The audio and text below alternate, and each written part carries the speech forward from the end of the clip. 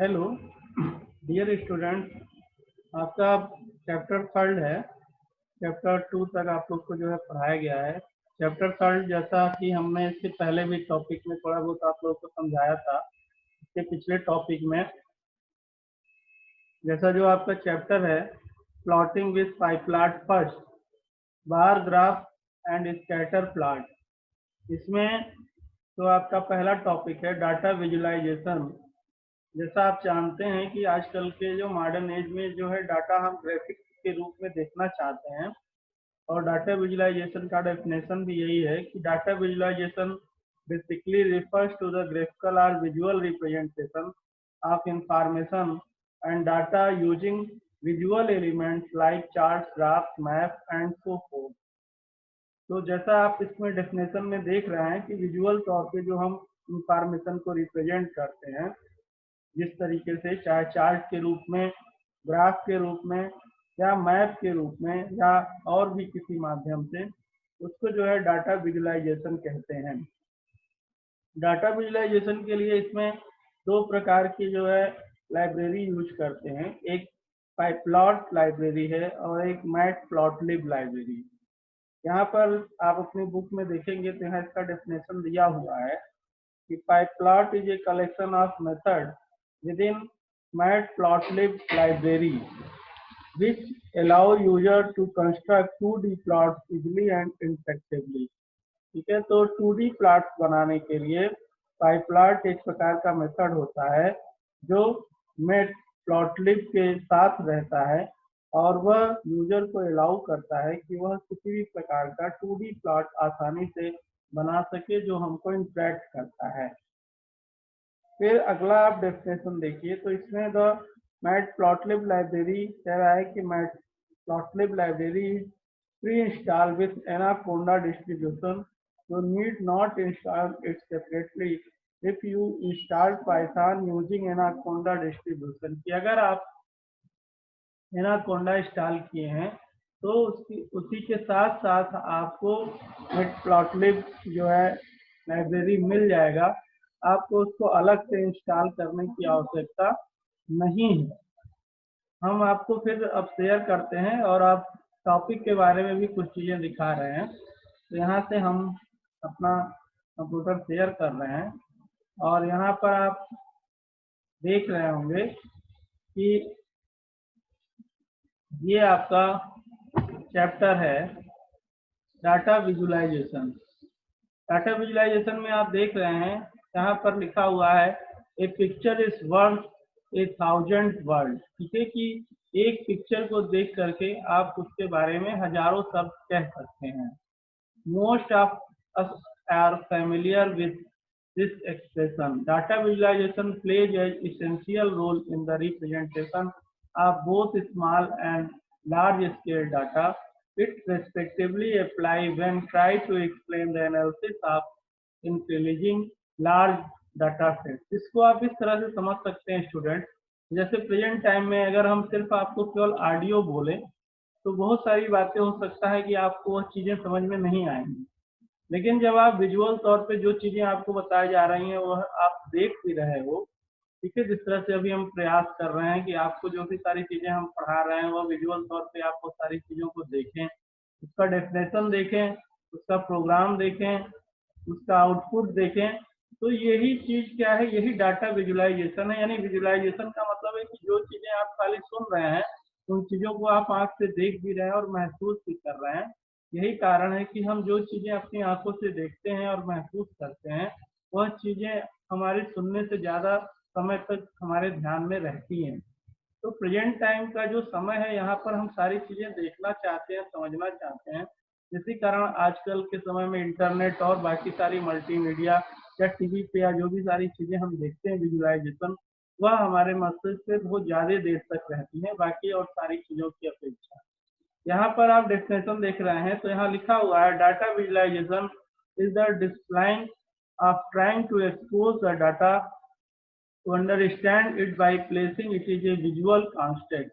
Visual बार बार हम आपको बता रहे हैं कि विजुअल का मतलब होता है भौतिक। ठीक है, यानी विजुअली यानी वास्तविक तौर पर। ठीक है, विजुअल मतलब क्या है, वास्तविक तौर पर जो भी सारी चीजें आप देख रहे हैं, समझ रहे हैं, वही सब क्या है, विजुअल है। It's main goal is to distill large data sets into visual graphics to allow for easy understanding of complex relationships within the data। यानी कोई भी कठिन से कठिन भी अगर रिलेशनशिप है जो डाटा रिप्रेजेंट हो रहा है, उसको अगर हम ग्राफ के रूप में या विजुअली तौर पे उसको हम देख रहे हैं, उसको हम आसानी से समझ सकते हैं। इसलिए जो है डाटा विजुअलाइजेशन का यूज किया जाता है। जैसे अभी इसके पहले के चैप्टर में आप लोगों ने पढ़ा होगा, तो वहां पर आपको बहुत सारे फंक्शन, बहुत सारी चीजें, डाटा फ्रेम, सार्टिंग, कई प्रकार के फंक्शन, फाइव प्लॉट फंक्शन, इस तरह से बहुत सारे जो है आपको फंक्शन पढ़ाए गए। लेकिन हो सकता है क्योंकि वह सब प्रोग्राम के रूप में थे, तो वह सारी चीजें आपको उसकी समझ में नहीं आई।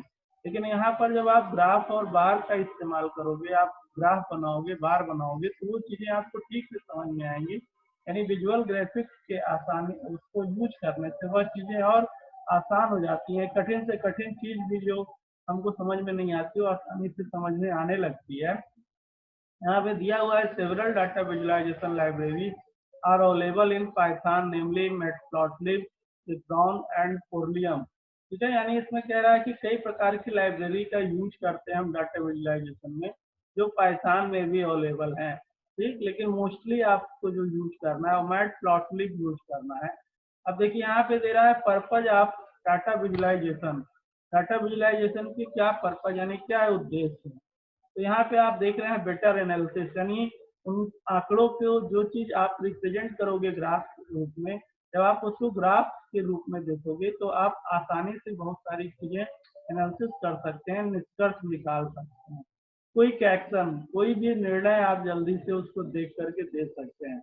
आइडेंटिफाइंग पैटर्न, उनके पैटर्न को देख करके आप समझ सकते हैं कि कब उनकी कंपनी में या जो भी डाटा आप देख रहे हैं किस तरह से बदलाव हो रहा है, कब कौन सी चीजें बढ़ रही हैं, कब कौन सी चीजें घट रही हैं। तो ये उनके पैटर्न्स को देख करके हम आइडेंटिफाई कर सकते हैं।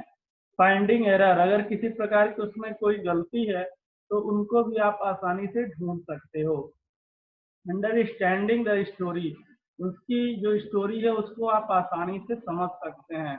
एक्सप्लोरिंग बिजनेस इनसाइड, उनका बिजनेस किस प्रकार से एक्सप्लोर हो रहा है, वह ग्राफ के माध्यम से आप आसानी से आपको जानकारी उसकी मिल सकती है।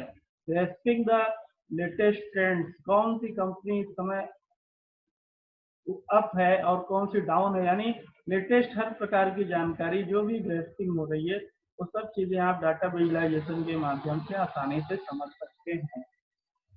आगे आप देख रहे हैं कि यहाँ पे जो है प्लॉटिंग लाइब्रेरी टॉपिक है, और प्लॉटिंग लाइब्रेरी में यहाँ पे देखिए कह रहा है, इसके पहले भी हमने आपको बताया है कि Matplotlib is the whole Python package oblique library. या एक लाइब्रेरी है जिसको ऊपर हम इंपोर्ट करते हैं।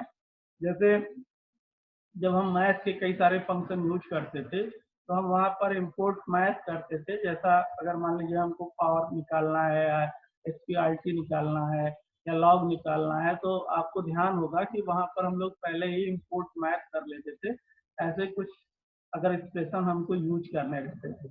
उसी तरह से अगर आपको कोई भी ग्राफ बनाना है या ग्राफ क्रिएट करना है, तो उसके लिए जो है हम मैटप्लॉटलिब ऊपर इंपोर्ट करेंगे। ठीक है, और यहाँ पे देखिए दिया गया है कि use to create 2D graph and plots by using Python script. PyPlot is a module in Matplotlib which support a very wide variety of graphs and plots, namely histogram, bar charts, power spectra, error charts. It is used along with NumPy to provide an environment to MATLAB। ठीक है, यानी हर प्रकार के जो ये Python का जो package है, लाइब्रेरी है, हर प्रकार का 2D ग्राफ्स को यूज करने में मैटप्लॉटलिब का स्क्रिप्ट हम यूज कर सकते हैं।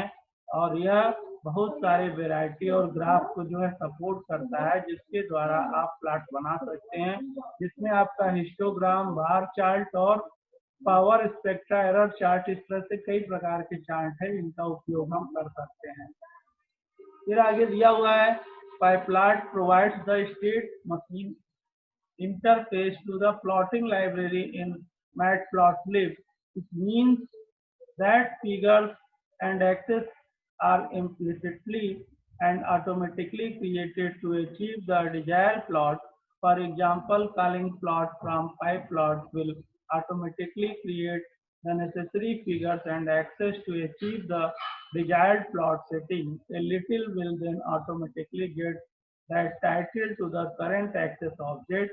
The PyPlot interface generally preferred for non-interactive plotting scripting. ठीक है यानी ये एक प्रकार का इंटरफेस होता है जो प्लॉटिंग लाइब्रेरी और मैटप्लॉटलिब के बीच होता है और यह जो भी सारे फिगर्स एक्सेस होते हैं उनको इम्प्लिसिटली एंड ऑटोमेटिकली क्रिएट कर देता है achieve the desired plot for example उदाहरण के तौर पे calling plot from pyplot will automatically create the necessary figure जो भी आप आंकड़े दिए हैं उन आंकड़ों के आधार पर वह स्वतः ही ठीक है ऑटोमेटिक ठीक है एक्सेस उसका बना देगा अचीव कर लेगा पूरे प्लॉट को वह सेट कर देगा आगे आप इसके एग्जाम्पल और प्रोग्राम से आप इस चीज को देख सकते हैं फिर यहाँ पे कह रहा है मैटप्लॉटलिब पाइप्लॉट फीचर यहाँ पर इसके क्या क्या फीचर्स हैं यानी उसकी क्या क्या खासियत है यहाँ पे देखिए दे रहा है following features are provided in Matplotlib library for data visualization जैसा कि पहले इसमें दे रहा है ड्राइंग कह रहा है plot can B draw based on fast data through specific function ठीक है यानी जो भी आप उसमें डाटा को पास करोगे उसके आधार पर वह प्लॉट यानी उसको वह ड्रा करेगा कस्टमाइजेशन का मतलब है कि उसको किस प्रकार से आप चाहें तो जो भी सारी चीजें उसका कलर है स्टाइल है ठीक है या जैसे एक्स एक्सिस है वाई एक्सिस है ये सारी चीजें बाकी सारे उसके लेबल टाइटल लेजेंड्स इन सबको भी हम कस्टमाइज कर सकते हैं अपने हिसाब से उसका नाम रख सकते हैं जैसे यहाँ पे देखिए दिया हुआ है plots can be customize as per requirement after specifying it is the arguments of the function like colour style dash dotted with adding label title and legends in plot can be customize saving का मतलब है कि आप उसको जो है जो भी सारे प्लॉट्स हैं वो सब आपके सेव हो जाएंगे और फ्यूचर में आप उसका उपयोग फिर से करना चाहेंगे तो कर पाएंगे after trying the customizing plots can be saved for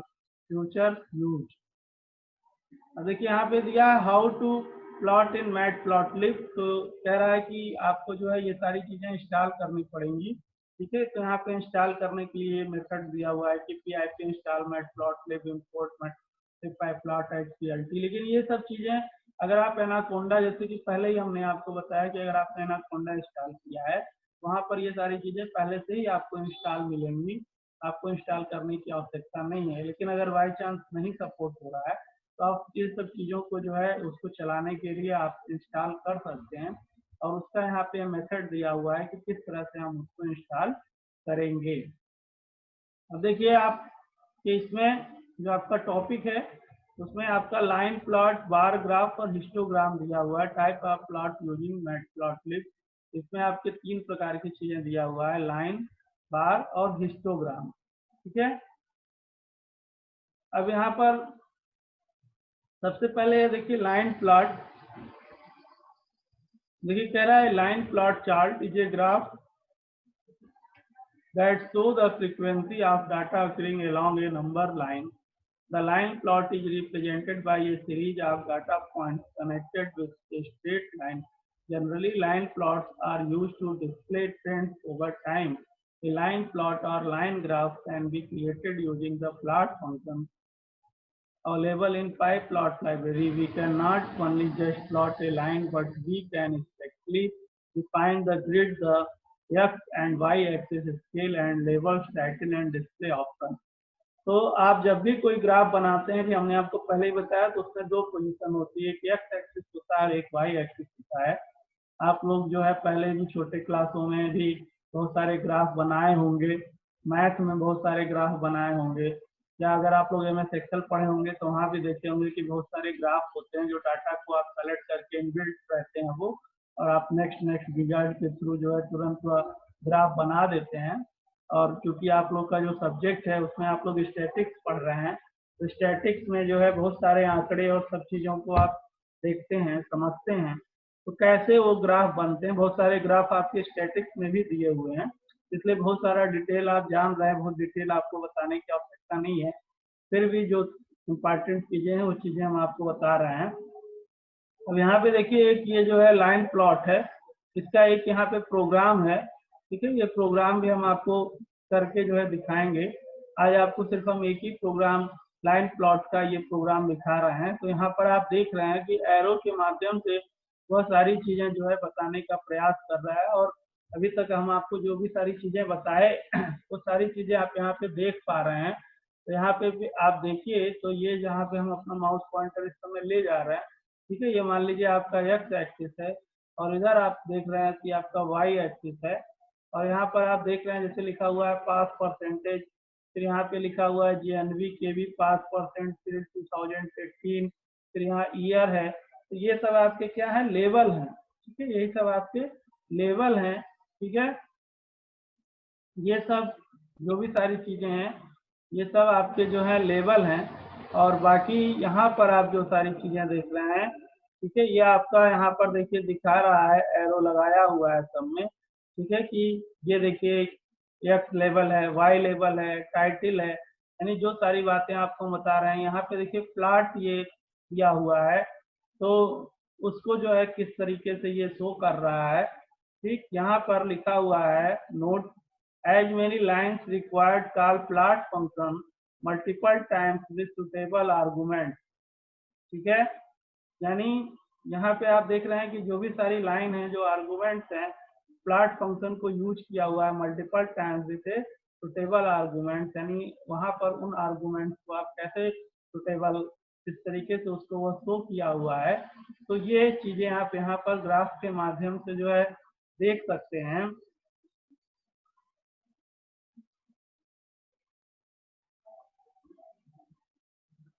तो ये आज हमने आपको जो भी सारी जो है बातें बताई, ठीक है। आज आपको सिर्फ हमने एक ही लाइन प्लॉट ही बताया है, फिर बाकी इसके बाद की सारी चीजें अगले टॉपिक पे बताई जाएंगी। इतनी चीजें आप जो है इसको करके प्रैक्टिकली भी जो है देखिएगा। Okay student, thank you, good bye, have a nice day.